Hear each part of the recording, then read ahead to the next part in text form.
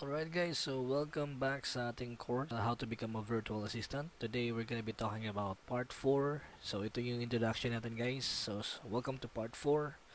So part 4 natin is a guide to your job application. So what we're going to expect with this course, you will learn the following. Number 1, yung mga types of virtual assistant jobs. So dito ko i-discuss yung mga types of virtual assistant jobs like yung mga social media manager, yung marketing, yung web developer, yung mga graphic designer, yung mga logo maker. Dito natin makikita ang different types of virtual assistant jobs. Of course, dito na rin discuss yung mga different freelancing websites. I have a list here na abot siguro sa mga 100 websites na pwede kang gagawa ng profile doon and mag-apply ka.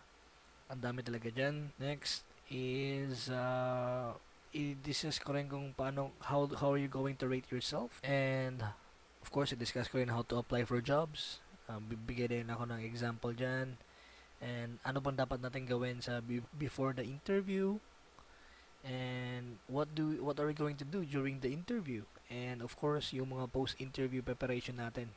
So what are we going to do then if we're going to be hired or not.